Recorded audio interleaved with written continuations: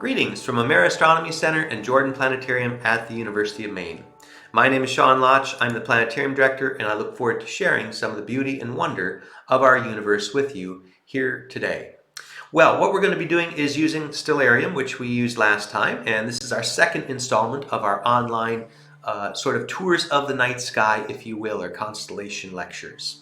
So we're facing the direction south, and we're at about 8 o'clock tonight. Today is the 17th of April, and what we're going to do is look at some of the things that are currently visible in this nighttime sky. Now you might notice over in the southwest we have a very bright star. That is the star Sirius from the constellation Canis Major. Now Canis Major, known as the Great Dog, and we talked about this constellation a little bit last week. Its head is up here. Sirius marks that front collar. The front legs come down this direction. Here's the body of the dog, its hind legs, and its tail. And Canis Major, again, one of those really bright winter constellations. It's getting lower and lower each day in our sky, and over the next 2 weeks it's going to really disappear. So you do want to try and check it out here during this time before we lose it into the glare of sunset completely.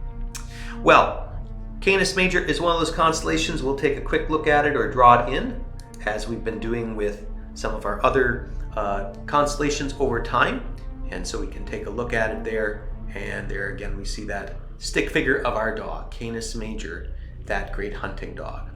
Well, one of the things we want to do today is we want to sort of shift our perspective a little bit of the sky, and what we're going to do is sort of facing that direction south, but now what I'm going to have you do is looking almost directly overhead. And I'm going to sort of shift our sky here a bit. And I have some constellation lines on, but I will go back and sort of turn them off momentarily here, just so that we can look at the sky the way we would expect to see it here from our vantage point, if you will. So if you go out and you head and look straight overhead in the south, you're going to notice a very bright group of stars over here that is sort of the brightest of the springtime constellations, and it is Leo the Lion. A bright star known as Regulus, or the King Star, marks the heart of the lion.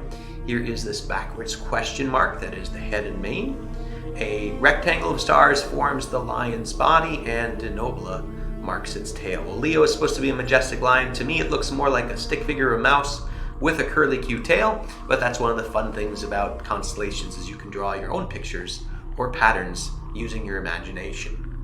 Well, from Leo, we're going to sort of head straight towards the west, if you will, and if we were to do so, we would come to Procyon and Gomesia. These two you might remember from last week as well. They are Canis Minor, or the little dog, and it looks more like a hot dog to me, of course, because it doesn't have the stars to really draw in much of a stick figure in any other way.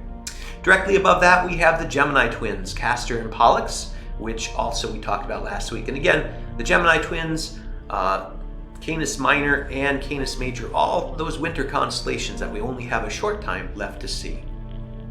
Now, one of the reasons I want to share this area of the sky with you is if you draw sort of a line from Regulus towards those Gemini Twins, and if you stop right here in the middle, there's a really faint grouping of stars. It's kind of hard to see, but it is Cancer the Crab. Now, Cancer the Crab is one of those zodiacal constellations, but the real reason that I'm interested in showing it to you tonight is it's a great place to look for something called the Praesepe, or Beehive Cluster. This is right in the center where the arrow is pointed right now, so you sort of draw again that line from Regulus to the Gemini Twins, and right in the middle is where you're going to find that Beehive Cluster. It's going to look sort of hazy to the unaided eye, but binoculars will show it as a beautiful open cluster made up of several hundred stars. And again, the Beehive Cluster, really spectacular, even with a pair of binoculars.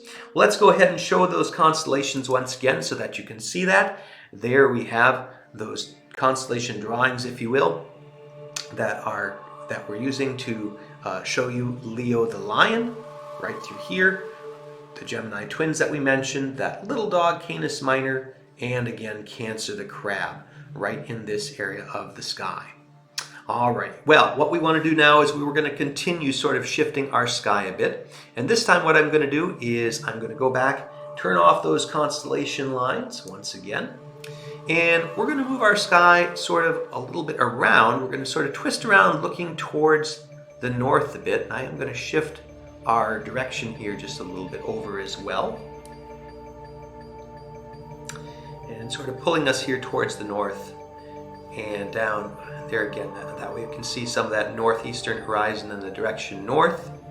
just barely there. So we'll pull that up just so you can see it. So there is north and the direction of northeast. Now, that's the general direction we're looking, but I am going to drop down again because this is a little bit above the horizon, and we can see one of the most famous of the constellations or groups in our nighttime sky, and that is, of course, this group of stars right through here that we're going to look at, which is the Big Dipper. So right up through here, 7 stars, all about equal in brightness. These 7 are the classic group that we call the Big Dipper. It's an actual asterism. It's not a full constellation, but part of a constellation. The full constellation is called the Great Bear, and the Great Bear is made up of, again, 3 stars that are right out in front of that grouping there of the Dipper, which forms the head of the bear. The front legs sort of come out this direction. The hind legs will curl around here, and here we have that bear's tail. And in fact, I'm just going to shift this down just a little bit so that we can get that, really get all that bear in. So there again, 3 stars that mark at the head. Here is the body of the bear, its tail, the hind legs curl around like this, and the front legs come out like that. Now, if you find the Big Dipper, you can use those 2 stars in the front of it, and they will point you to the North Star or Polaris. Roughly 5 times the distance between them gets you to that North Star, which again is not very bright. Of the 50 brightest in the sky, it's about 43rd, but it's at the end of the handle of the Little Dipper. And again, that North Star helps us find our direction north. If you're facing that star and you drop a line straight to the horizon, you know you're facing the direction north. Let's take a look at those constellation figures associated. There we have, again, that constellation that we see of the Big Dipper, or the asterism of the Big Dipper, and the full constellation of Ursa Major, the Great Bear. Draw that line, find the North Star, and find the Little Dipper, which is also known as the Little Bear or Ursa Minor, though again, it's pretty hard to make a bear that way. It looks more like a spoon or maybe a ladle shape there in the night sky. Now, I'm going to pull you back just a little bit here and bring the sky down. As you remember, we were looking at Leo the Lion before, and another way to find Leo, if you have a hard time finding it, just looking directly straight up from the south, is to use that Big Dipper. You could come over and use the Big Dipper in the front portion of the Dipper.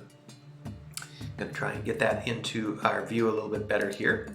But you could use that front portion of the Dipper right through here, and you could use that to sort of like a bow and arrow, and pull back your arrow, fire it, and it would land in the back of Leo. So again, you sort of have that, you can draw a line going one way to the North Star, or you can go the opposite way and it points you to Leo the Lion. Again, one of those brightest of the springtime constellations.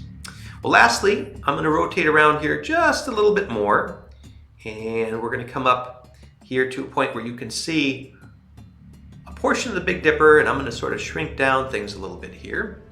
There we are facing sort of east right now. And if you have that Big Dipper up in your nighttime sky, you can use it to sort of find this group of stars through here, where you will use it to curve a line along the handle of the Big Dipper, making an arc to the bright star called Arcturus in Wotis the Herdsman. That's this group of right through here. It looks kind of like an ice cream cone. After arcing to Arcturus, you can drive a spike down to Spica in the constellation of Virgo right there. And Virgo sort of looks like this letter Y-shaped group of stars, and she's known as the goddess or Maiden of Fertility. And if we go back, turn off our constellation lines there, you can see that sky without those constellations, but easily, again, follow that curve of the handle of the Big Dipper to arc to Arcturus, and then to spike to Spica. So this has been a quick tour of some of the things that are currently visible in our night sky right away after sunset. I do hope that you get out there, keep looking up, stay safe, wash your hands, and do your social distancing. We hope to see you at the planetarium again soon.